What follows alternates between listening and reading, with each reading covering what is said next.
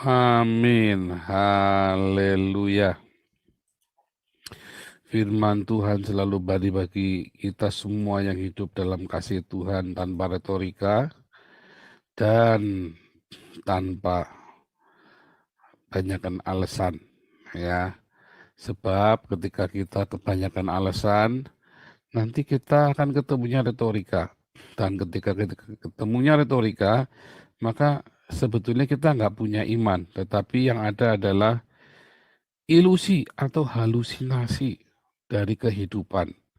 Karena kaki kita nggak menapak dengan faithful, on off, ya moody itu ya, mutan itu kan. Kadang punya iman, kadang nggak punya iman. Nah, makanya hati kita, hidup kita, hidupnya dalam ilusi, dalam halusinasi. Ya, kasihnya kita juga kasih yang mudi, ya berdasar ya cuman lihat timingnya aja, nggak senantiasa penuh kasih. Nah, sehingga kita mudah menghakimi, kita mudah kita jadi picik gitu ya. Kalau kalau ayam itu matanya kan di kanan sama di kiri, sehingga nggak bisa melihat dengan jelas. Nah itu makanya sebelum mata ayam itu loh, ya kita jadi kayak ayam, matanya picik kita. Kita hanya melihat satu sisi, kita nggak bisa melihat segala sesuatu dengan menyeluruh. Nah, jadi teringat ya, waktu pertama kali saya jadi selebritis dadakan. Wah, langsung sumpah serapah, ya kan? DPO, penakut, pengecut, segala macam dah. Nah, tapi di satu pihak saya tahu persis dalam hati mereka itu iri. Ya, ini orang pinter ini. Makanya saya nggak marah dibilangnya DPO pengecut karena saya tahu hatinya iri. Ya, hatinya dengki. Orang-orang yang ngatain saya DPO dan pengecut dan segala macam itu ya. Karena mereka melihat sesuatu yang namanya DPO itu ya buruk. Ya.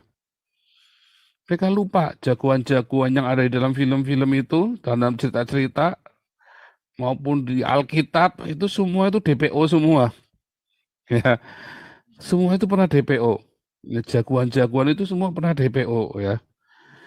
Mulai dari Nelson Mandela sekalipun semua pernah di DPO. Hanya ketangkep. Kalau nggak ketangkep ya nggak bisa. Tetap DPO.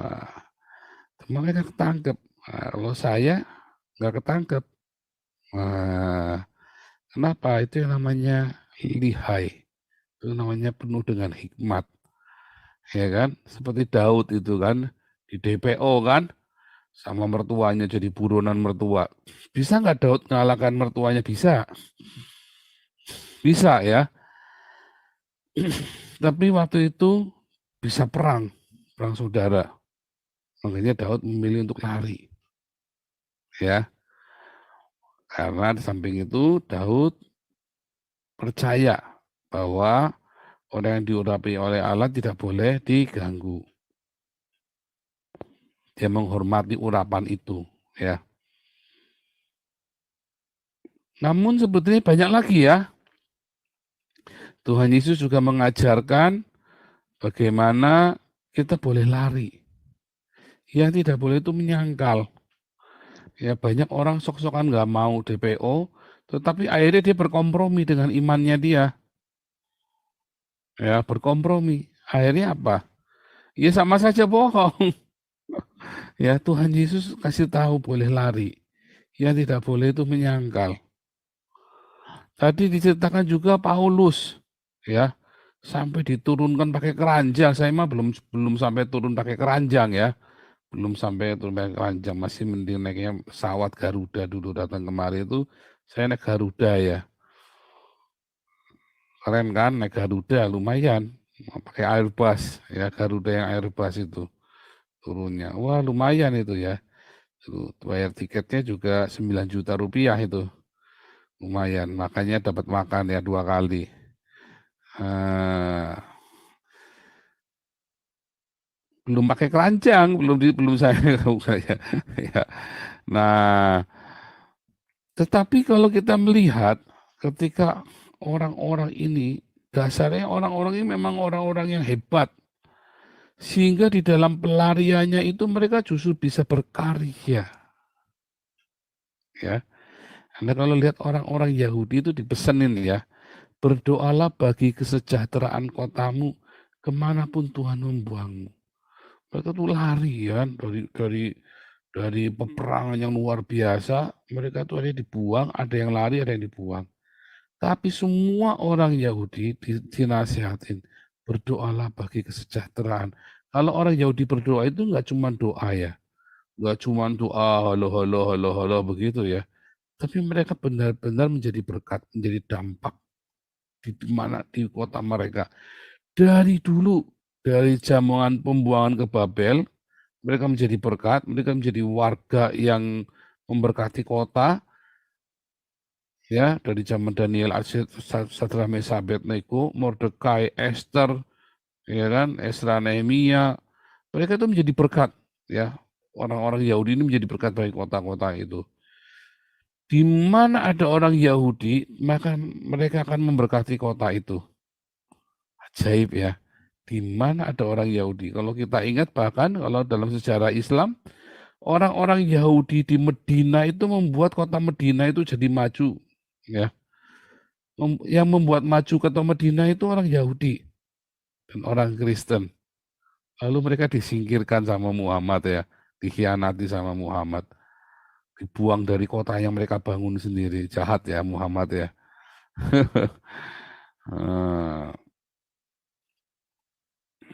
Nah, semua ya bahkan kalau dengar ceritanya sendiri Muhammad juga buron ya. Kalau dengar ceritanya orang Islam juga Muhammad juga buron kan, tenggelam peteng hilang kayak saya tenggelam sama. Tapi kalau orang hebat di mana-mana dia justru di dalam pelariannya itu dia tidak sembunyi. Nah, kalau dasarnya dia pengecut, dia sembunyi, hilang. Ya, tapi para DPO yang luar biasa ini, ketika mereka lari, mereka berkarya. Ya, Daud dia kumpulin. Besok kita belajar Gua Adulam. Ya, para rasul, ketika mereka dikejar, mereka lari. Tapi mereka berkarya. Dan mereka nggak sembunyi. Ya, artinya lari itu lari dari hukum yang mengejar itu.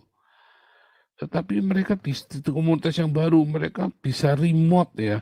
Kayak Paulus itu sampai bisa ngirim bantuan ke Yerusalem, dia remote semua jemaat yang dia muridkan, ya baik jemaat Korintus, Makedonia, jemaat di mana-mana dia kumpulin uang, dia malah bisa supply ke Yerusalem. Malah bisa supply, wah, luar biasa kan? Dan justru ketika Paulus itu diburu, malah dia makin berkembang, makin berbuah. Beberapa orang yang pecundang ya takut.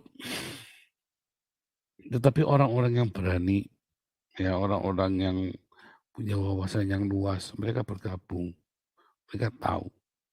Ya, nah kita nggak cerita DPO-nya, tapi kita cerita bagaimana orang-orang ini mengalah untuk menang. Ya, seharusnya mereka bisa berkonfrontasi langsung, mati-mati, hidup-hidup, pokoknya jeder. Tetapi orang ini punya hikmat. Ya, mereka meminggir, nyingkir, dan mereka membangun sebuah pekerjaan yang lebih besar. Nah, banyak kali kita ini kalap ya, karena apa? Kalahnya ego, kesombongan kita, ngotot, tarung, ya. Kayak saya dulu, pantang saya. Wah, dulu itu saya kalau begitu nggak pernah lari ya. Itu saya hadapin bener loh ya. Malah saya kalau dipanggil polisi, nggak lari, tak datangin polisinya. Serius ya, dulu malah tak datangin polisinya, samperin. Ndang mau apa, tangkap, tangkap, mau selesai, selesai, terus. Nggak lari saya dulu ya, tak tangkap ini. Nah ini lari, oh enggak, yang ini saya punya hikmat saya. Karena saya punya rencana. Ya, dan saya sudah tahu resikonya, ya kan. Tetapi kita mengelolanya itu bukan karena masalah takut atau tidak takut, menang atau kalah, enggak. Hidup kita itu tidak di-drive dengan menang kalah, takut tidak takut. Kalau Anda takut nggak takut berarti egomu masih besar. Ya, apa namanya? Kasihmu kurang besar. Nggak ada kasih kalau kamu sudah takut atau tidak takut. Kalau kamu merasa sudah takut ya kesombonganmu yang besar. Kalau takut berarti kasihmu nggak ada. Kalau kamu tidak takut dan kamu arogan, hantam, kromo, berarti egomu yang kesombonganmu besar. Kalau masalah menang kalah, ya berarti egomu, harga dirimu yang terlalu besar. Ya, dan itu orang yang sombong seperti itu menjadi musuh Allah. Jadi dalam menghadapi masalah, jangan berpikir menang kalah, takut dan tidak takut. Nah, itu yang seringkali kita orang-orang ya blunder. Kita nggak bisa membedakan. Coba kalau kita ditanya, mengapa kita harus mengalah? Karena takut? Bukan. Kalau karena takut berarti Anda kurang kasih, kurang iman. Kalau kurang kasih kan kurang iman. Karena saya justru nggak takut, saya hadapin sekalian. Kadang-kadang Anda bodoh, terlalu besar egonya. Sehingga jadi bodoh. Ya kan? Kalau ada masalah gimana dong? Ya, pokoknya saya kudu menang. Nah, itu berarti egomu masih, kesombonganmu masih besar. Nah, itu makanya kalau bilang menang kalah itu yang membuat suami istri gegeran terus. Karena mikirnya menang kalah, kudu menang. Kalau ngomong kudu menang, nggak boleh kalah. Makanya suami istri gegeran terus kan, karena maunya menang kalah. Salah benar menang kalah. Itu yang membuat Anda kalau punya masalah dengan saudara-saudara, dengan sesama, ya jadi tambah gede. Karena apa prinsipnya? Prinsip adalah saya tidak takut dengan siapapun. Saya kudu ya kan? Atau saya takut kalian. Antara itu, antara takut dan berani lawan. Lalu yang benar sikap hati kita apa? Sikap hati kita adalah hikmat. Makanya Paulus mengajarkan dalam Roma 12, yang baik, berkenan, dan sempurna kehendak Allah yang sempurna itu. Tidak semua tindakan kita itu adalah tindakan yang tepat. Ya, kalau didasari dari menang kalah, maka kita nggak benar. Motif kita sudah salah kalau menang kalah. Kalau dasar kita adalah takut nggak takut, maka motif kita juga salah. Meresponi masalah itu dengan hikmat, dengan kasih. Apa dong harusnya? Ya kita lihat manfaatnya. Setiap masalah itu bukan masalah takut tidak takut menang kalah, tapi bermanfaat atau tidak. Kadang-kadang kita perlu membiarkan orang-orang itu mengoceh sesuka hati dia, tanpa kita harus merasa terganggu. Ya kan? Tanpa kita harus merasa terganggu, bodoh amat. Ya, ngomong kamu penakut, kamu ngomong pengecut, apa segala macam, bodoh amat. Bukan karena kita dablek juga, tetapi karena kita tahu apa yang kita mau. Nah, itu yang penting, saudara. Masalahnya banyak dari kita yang tidak tahu apa yang kita mau. Kita tidak tahu apa yang kita tuju, sehingga apa ya, kita hilang kendali. Kita hilang kendali. Akhirnya kita di drive-nya sama takut tidak takut, menang kalah. Gengsi. Masalahnya tampilnya nggak ngetawa gede. Karena gengsi, ego, harga diri, menang kalah. Kita nggak mau kalah pokoknya. Itu yang mendrive kita. Habis. Waktu kita habis, hidup kita ini selesai. Alkitab mengajarkan kepada kita itu menghitung itu bukan menang kalah tapi bermanfaat atau tidak. Roma 12 ayat 2. Ya, makanya kita persembahkan dulu hidup kita sebagai persembahan yang kudus, hidup dan berkenan. Sehingga kita berubah oleh pembaruan akal budi kita, metanoia. Anda harus metanoia. Metanoia dari apa? Dari logos dan rema. Logos yang menjadi rema itu membuat Anda bermetanoia, sehingga setiap keputusan yang kita buat itu bukan menang kalah, benar salah, takut tidak takut, tetapi keputusan itu berguna atau tidak, berkenan sama Tuhan apa enggak, Apakah itu kehendak Tuhan yang sempurna apa enggak? Ya, coba tolong Roma 12 ayat 1 yang. Saudara coba belajar sekarang, fokus hidupmu ya, bukan menang kalah. Ini dalam ya kalau Anda mengerti. Jangan pernah berpikir menang kalah lagi sekarang. Karena kita sudah lebih dari pemenang. Anda tidak perlu membuktikan sesuatu. Saya ajari anak saya ya, jangan pernah ingin membuktikan, menunjukkan ya, pembuktian. Jangan pernah. Makanya orang kalau suruh mancing-mancing saya pembuktian, saya nggak urusan, saya nggak butuh aktualisasi diri. Oh nanti orang kan jadi nggak hormat sama kamu, saya nggak butuh hormatnya manusia. Pernah ya ngomong gitu. Oh saya nggak butuh hormatnya manusia. Oh saya jadi tidak respect lagi dengan Pak Paul, nggak apa-apa. Nggak apa-apa, saya nggak butuh respectmu. Karena saya tahu apa yang saya mau. Saya tahu apa yang saya tuju. Saya tahu apa yang menjadi, apa yang kamu lihat, what do you see? Visi. Apa yang menjadi navigator. Ada suara kenabian itu. Dari mana ya? Dari Rema. Karena saya punya Rema. Saya punya logos, saya punya kasih, saya punya Rema. Dan Rema itu bicara echoing ya, menggema. Sehingga saya ngerti apa tujuan saya, apa yang saya mau, apa yang saya tuju. Sehingga buat saya bukan masalah menang kalah, bukan masalah takut tidak takut, benar salah, enggak ada urusannya dengan itu semua. Saya berpikir itu berguna tidak. Ya ini baca dulu ya Roma 12 ayat 1. Karena itu saudara-saudara demi kemurahan Allah, aku menasihatkan kamu supaya kamu mempersembahkan tubuhmu sebagai persembahan yang hidup, kudus. Oh, sebentar ayat 2 ya. Ayat 2 ya. Udah, ya. Janganlah kamu menjadi serupa dengan dunia ini. Mikirnya apa? Menang kalah. Orang dunia ini kan mikirnya menang kalah. Orang dunia kan mikirnya benar salah. Orang dunia kan mikirnya takut nggak takut. Kalau Anda punya ketakutan berarti Anda nggak punya kasih. Ya kan? Kalau Anda sok berani namanya Anda sombong atau arogan atau belagu, bebal Anda kan. Ya kan? Kalau ada bencana dibiarkan orang bebal, kalau ada bencana nantang maut. Amsal berkata, orang yang berhikmat, orang yang bijak, dia tiarap. Bukan masalah takut nggak takut. Jadi bukan masalah takut nggak takut. Banyak orang berkata, wah kon itu harus cerdik seperti ular, ya itu ular gundulnya peang. Kenapa? Karena dia ngomongnya mulut cerdik, hatinya sebenarnya takut. Dia harus jujur. Dia nggak jujur.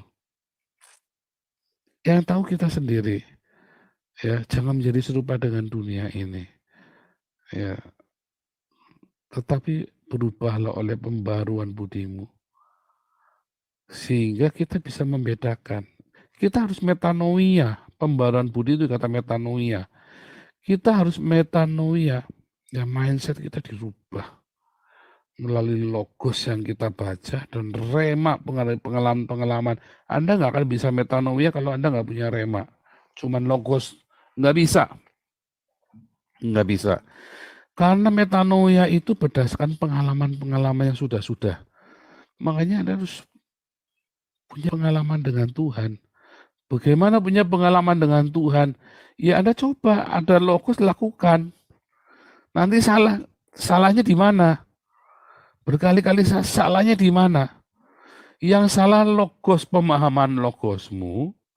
Apa yang salah adalah ternyata yang kamu pahami bukan logos tapi dogmanya gereja. Doktrinnya gereja. Doktrin gereja itu banyak yang salah, yang ngawur loh ya. Ya, apalagi GBI, Pentakosta Karismatik itu lebih banyak lagi ngawurnya. Ya, karena mereka mengambil dogmanya itu serampangan sekali. Caranya orang Pentakosta Karismatik membangun dogma itu dengan sangat serampangan. Ya, siapa saja bisa membangun dogmanya, yang penting jemaatnya banyak, bidi-bidi bada-bada, hebat, punya ini besar, tanpa pemahaman yang benar. Makanya seringkali Anda meleset. Buat dia mungkin tepat, dia dapat nemu. Begitu Anda jalan punya Anda sendiri, pakai jalanmu sendiri, bisa meleset jauh. ya. Karena dia juga membangunnya mungkin bukan karena pengalaman, tapi dia sendiri dapat kulakan dari orang lain lagi. Terus dikumpul-kumpulin, oh berarti begini kesimpulannya. Tanpa dia menguji ya, kalau ketemu sama saya tak uji. Satu-satu tak uji, yang saya ajarkan tak uji. Sehingga nggak bisa meleset. Tak uji dan saya ngamatin, saya ngajarkan ke orang, kamu coba lakukan ini. Dilakukan, wah ada hasil, wah udah. Makanya pengajaran kita itu nggak aneh-aneh, nggak banyak-banyak, simple sekali. Komunitas kita itu mengajarnya simple sekali, tapi teruji. Dan yang paling teruji, ngapain kita yang ribet-ribet, ruwet-ruwet, tapi nggak ada yang teruji, cuman kelihatan, wah hanya cuman supaya kupingnya kita enak dengarkan, wah sport otak, wah hebat pengajarannya dalam, luas kali lebar, kali tinggi kali lebar, muter-muter, ngeliang-ngeliang, wah dari Pak. Nggak, kita simpel sekali ya, mengasihi, mengampuni, berkati, diakonia, marturia. Lakukan aja, jalanin yang benar. Jalanin aja yang benar dengan konsisten. Nanti rema yang macam-macam akan keluar, ilmu-ilmu yang aneh-aneh itu nanti keluar, yang akan menuntun hidupmu. Dari simple basic ini dulu jalan. Ya metanoia. Sehingga kita bisa membedakan mana yang kehendak Allah. Ya, yang baik artinya semua ini kehendak Allah. Kehendakmu atau kehendak Allah nih. Masalahnya kita seringkali kan maunya kehendaknya kita. Menang kalah itu kan kehendaknya kita kan. Takut nggak takut itu kan kita. Tapi kita fokus apa yang menjadi kehendak Allah, apa yang sudah Tuhan tentukan menjadi visi, menjadi destinimu. Ya seperti Daud sudah ngerti destininya dia nggak perlu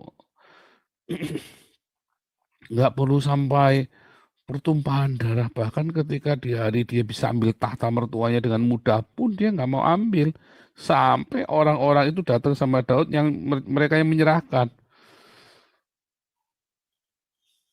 Begitu ya, nggak perlu kudeta.